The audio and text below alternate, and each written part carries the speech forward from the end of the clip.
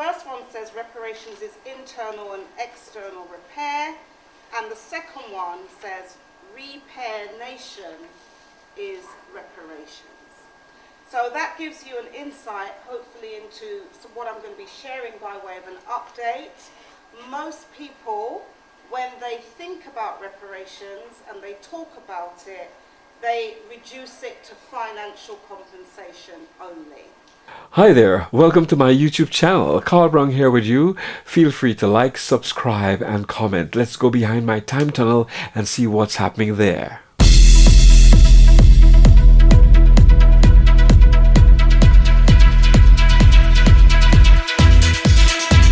Hi, Browne here. Welcome back to the YouTube channel. Let's go behind the time tunnel.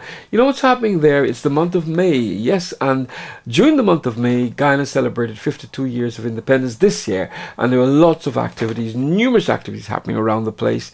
Of course, London was no exception to that. What we had was the Guyana Folk Festival, and this is something that's happening every year when they do have the independence celebrations here. And apart from that, of course, with the food, the culture, the dance, the art, the craft, it was really, really interesting. And it's something that every Guyanese should be proud of and is proud of here in the UK to be at. Apart from that, looking across the board, there was also a workshop seminar. And this was hosted by Colin Bob Semple. And it dealt in two very important topics, because those issues took place here in the United Kingdom pertaining to the Windrush. As you heard of the Windrush scenario that took place. So what happened, there was a seminar and there was an update on reparations done by Mrs. Esther Stanford Xosei. She's advocate and reparationist. And of course she spoke about on reparations. And then followed that was Colin Bob Semple's presentation of my Windrush inspired petition to Parliament, right? Conducted an urgent review of the Immigration Acts between 2014 and 2016. Very, very important. So what we'll do here, I'll take a back seat now and present the narrator for these workshops, Mr. Colin Bob Semple, to take you through that. I'll be doing in two parts. So let's take part one and listen attentively. First, we begin with, of course, an update on reparations by Mrs. Esther Stanford Xosei. I'll have Colin introduce you. Seminar and workshop on reparations and the Windrush scandal. For those of you who don't know me, I'm sure most of you do know me. I'm Colin Bob Semple, and it gives me great pleasure to introduce you to Sister Esther Stanford Xosei, who is my co-presenter. She will be talking about an update on reparations. It's not only concerning Jamaicans, Barbadians, Trinidadians, Dominicans, and so on, who've been in the news. There are also Guyanese who have been caught up in this wretched, horrible, horrendous Windrush scandal. Enough said. Over to you, Sister Esther, for your update on reparations. Thank you. Okay, greetings everyone. How's everyone?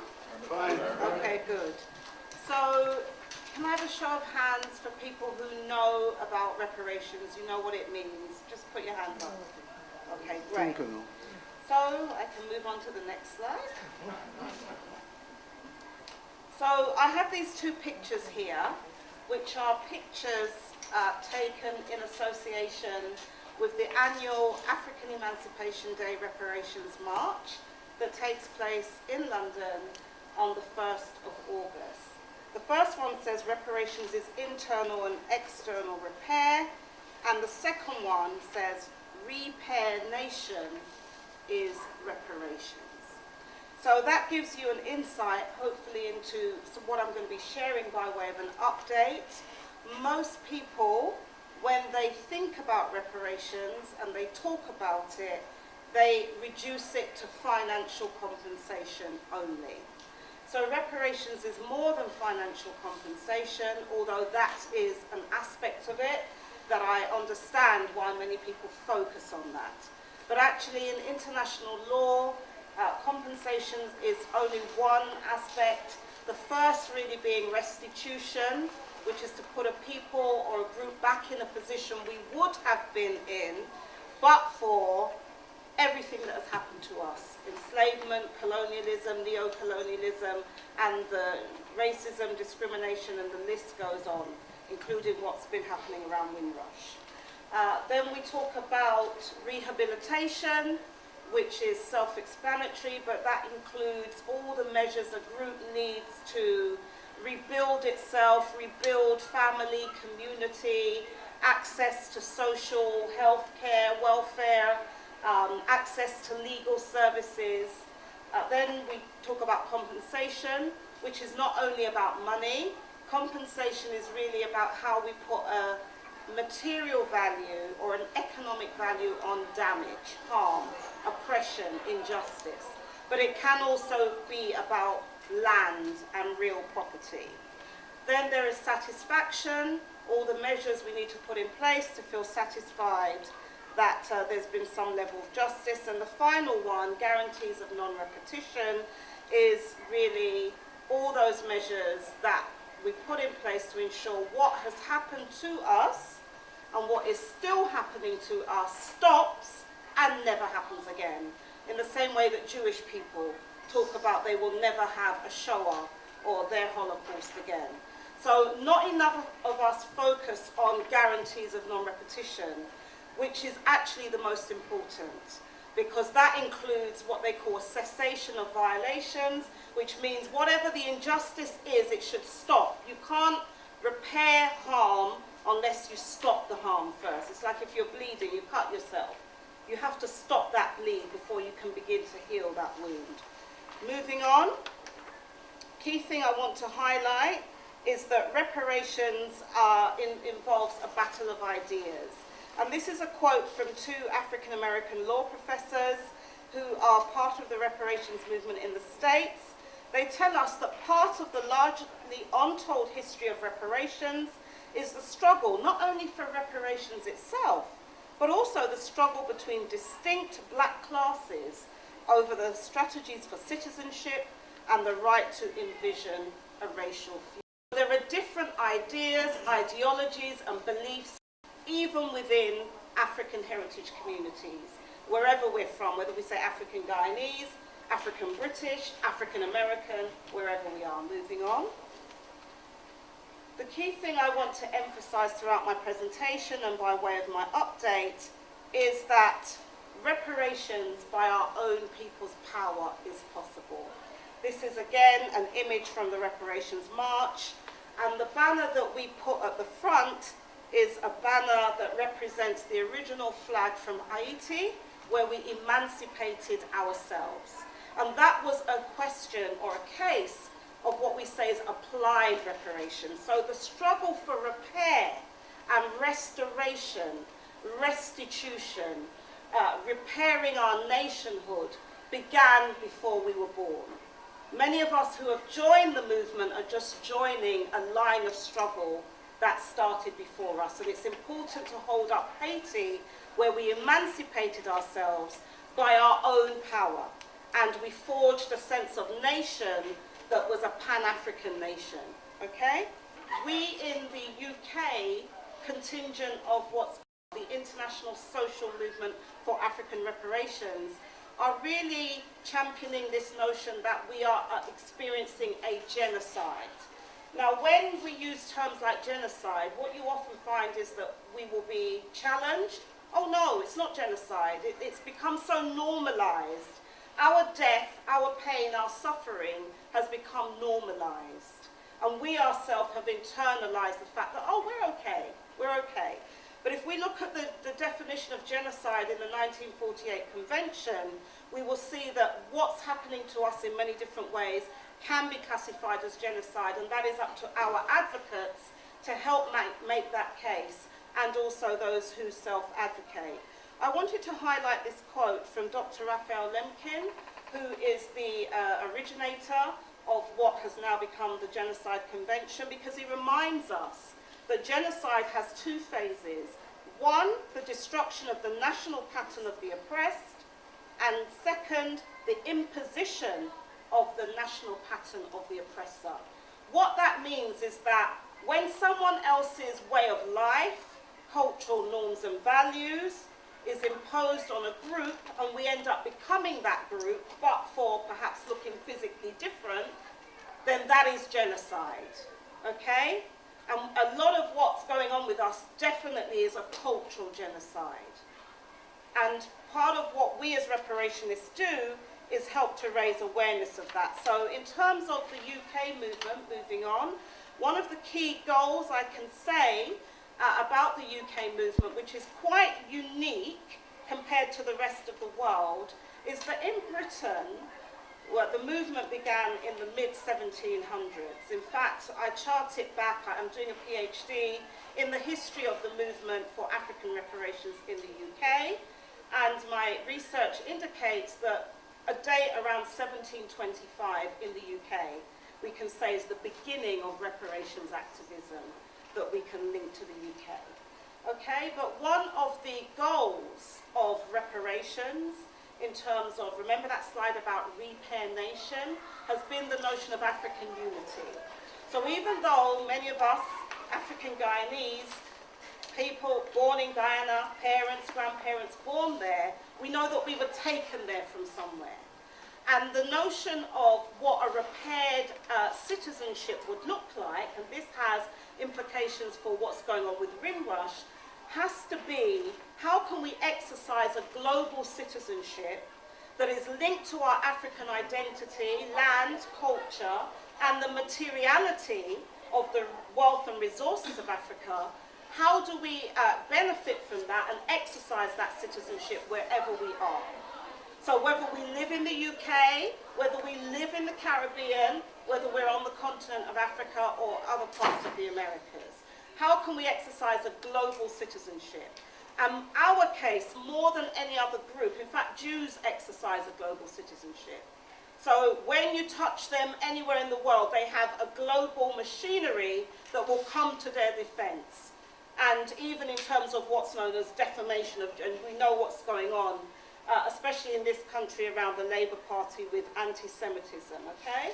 So this notion of a united Africa that we can belong to is one of the ultimate goals in terms of guarantees of non-repetition. Because part of what's happened to us is that we have become disempowered. So those of us who are diasporas, who speaks for us? If one of our young is killed by the police, who speaks for us? Who represents us internationally? We have an issue around our status, and this is very much borne out by what's happening with Windrush, etc. So the idea of Ma'atu Ubuntu Man is really an African vision. If those of you have seen the film Black Panther, yeah? Wakanda, that's just giving you a kind of popular imagination around what Africa could be. So the idea of Ubuntu Man is an Africa that is built on the premise of Ma'at, the ancient Egyptian or Kemetan, we would say, philosophy and a cosmovision and worldview that emphasizes truth, righteousness, harmony, balance, reciprocity, justice and order. Imagine if we had a world where we were actually governing it and the principles of our civilization as African people that we have developed all over the world was running the world. So this is in terms of still the update, the vision, and we talk about those of us in the diaspora being African heritage communities who are seeking national self-determination. Now, what this means is that those of us who come from the various countries in the Caribbean and Africa are in the UK forging, if you like, a global Pan-African idea and of identity and citizenship and belonging that is a model that you do not see replicated anywhere else in the world. Because with most other reparations initiatives, they're based on the country. So we hear a lot about reparations for black people in America, or they're based on the region, like the CARICOM Reparations Initiative. In the UK, it's always been Pan-African and Pan-Caribbean and internationalist, because we're too small a population in the UK to just stick to our narrow country identities. We've had to forge alliances with other people who went through similar experiences as us. And so the idea of being a national community, or what's called a national minority, not an ethnic minority, means that we are an oppressed nation who are in the diaspora. That has implications for our rights. Stokely told us one of the most important things we must begin to do is call ourselves African. This was in 1969. That is important in terms of the claim and the case for reparations. It is a global African case and claim. It's not a specific regional claim. And even where there are regional initiatives, that is only part of the story. Moving on. What's been happening is that there's been a coming together of the knowledge, the intelligentsia, the ideas, the theories that we have produced on reparations, the knowledge that we've produced on reparations, because we cannot really think about change in the world unless we have alternatives to what is going on now. And so in October last year, there was the forming of something called INASAR, the International Network of Scholars and Activists for African Reparations, in association with the University of Edinburgh and Wheelock College in the United States of America, which is in Boston. That, also in October, there was the launch of the Center for Reparations Research at the University of West Indies. Moving on. INASAR had a conference in Birmingham in March, and this was really about how we move beyond national boundaries and we develop international solidarities, because there's so much activism happening on reparations now, and unless we find ways to link together, we will not be effective. Each country, each region might have its piece of the puzzle, but we need to put it all together if we're going to actually bring about the social changes that we want to bring about. Now, one of our guest speakers at the conference was Eric Phillips, many of you know, Guyanese, who heads up the Guyanese Reparations Committee. And not only Eric Phillips, we had representatives as well, Nana Kobina Nketsia V and Osei Ajia Tekpo VII, who are part of something called GAFRIC, the Global African Family Reunion International Council. Now, there's always a lot of talk about Africa not being on board with reparations. That's not true. So there's so much going on that's linking now Africa with the diaspora. This isn't a new thing. In fact, with the founding of the Africa Reparations Movement in 1993, that was co-founded by the late Bernie Grant MP, there was a connection with Africa, and that somehow got lost. And those reconnections are going on again. Now, one of the things I wanted to point out to you in terms of an update from Eric Phillips is that some of you will know that what they are advocating by way of reparations, their claim is quite interesting, because they're not only targeting European nations, they're also saying the Guyanese nation state has been a perpetrator of harms, as all of these neo-colonial states.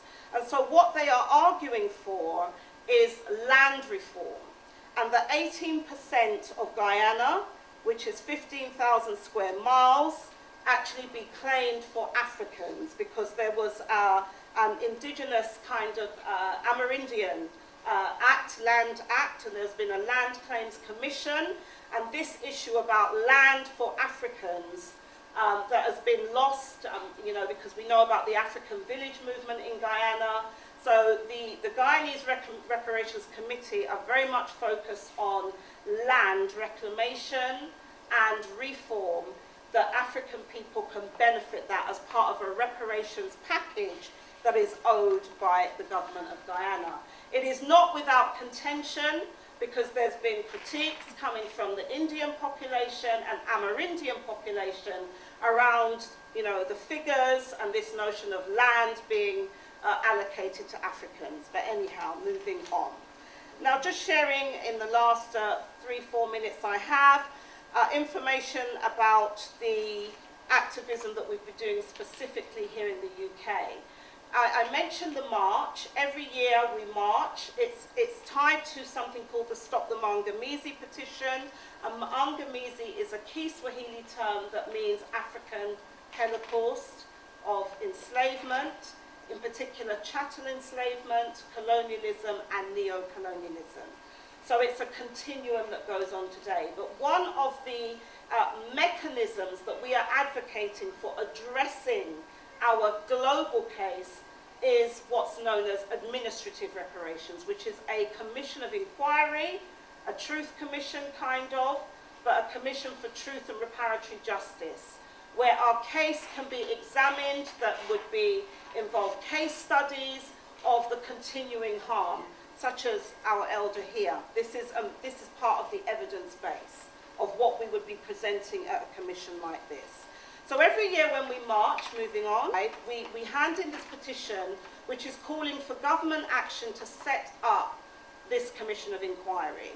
Now, we've been marching since 2014, but it's only since 2015 that that demand for a commission of inquiry has been made, and every year we kind of just get the cold shoulder. But last year we got a response. We present the petition to number 10, Downing Street, on the 1st of August. We hand in our signatures. We did get a response, 2 responses from the Foreign and Commonwealth Office who we were directed to. And I just want to share with you the 2 responses. The first one was from somebody in the Human Rights Department who basically told us that reparations are not the answer. Well, there's nothing new there. But they also tell us, which is interesting now what's going on with Windrush, they say after the Second World War, people from across the Caribbean helped to rebuild the UK. And they and their descendants have built successful and prosperous lives here in Britain. Today, we are a successful, multi-ethnic and multi-faith country, with members of African and Caribbean communities enjoying successful and fulfilling careers in numerous sectors, including business, sports, the arts and politics. Again, we do not believe reparations are the answer. And we are working successfully with African and Caribbean countries, including through the Commonwealth. So I wonder what they would say now. Well, we were not satisfied with that response because we were told by Theresa May's office that a minister would respond to us. So I had to lobby my MP to get a response from the minister. And we did get a response from Minister Lord Ahmad, the Minister of State for the Commonwealth and United Nations. This came in March of this year. And he basically says similar things. That no, reparations are not the answer, and he doesn't really address the question of the Commission of Inquiry, and I must be reassured that the government remains committed to tackling intolerance and discrimination and promoting equality of opportunity for all individuals, including those of African heritage. By the way, this is the same response that Lord Ahmad went to the Caribbean, in particular Jamaica, Barbados, in November, and told Caribbean governments. Reparations are not the answer. So now we have a constituency in the UK that we are a stakeholder, we are a third sector. We are not governments, but we are a significant civil society voice that is now in dialogue with the British state around reparations. This is very important because I don't know how people think reparations will be achieved, but many of us just sit back and think our governments are going to do it for us. Our governments are too weak. And in fact, there's been a big pushback, multilateral pushback, since the CARICOM Reparations Initiative in 2013.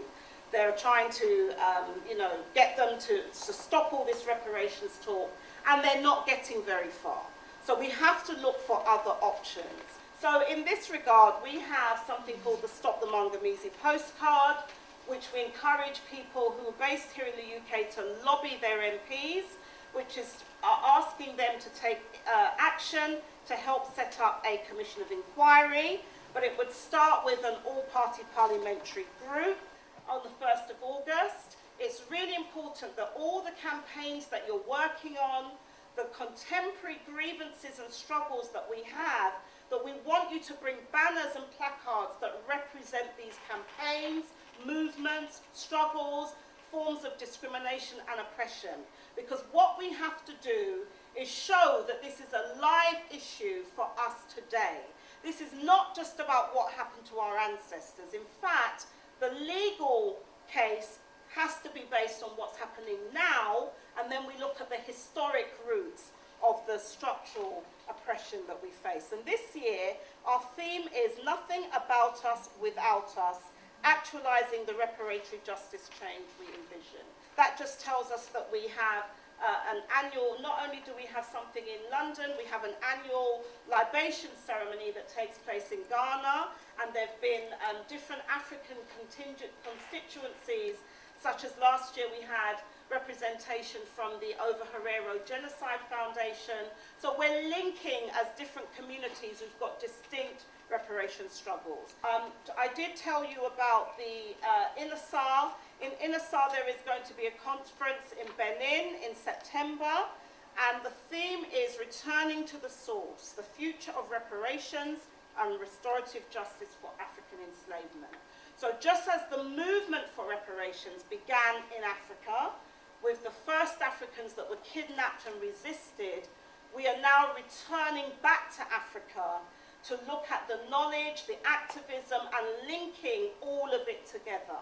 So it's very historic in terms of the unity that is taking place. This is just some suggestions which we can talk about in, later, and I think that's it by way of my update. Okay.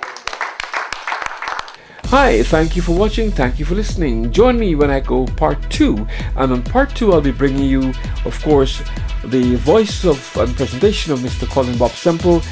His topic is entitled My Windrush Inspired Petition to Parliament.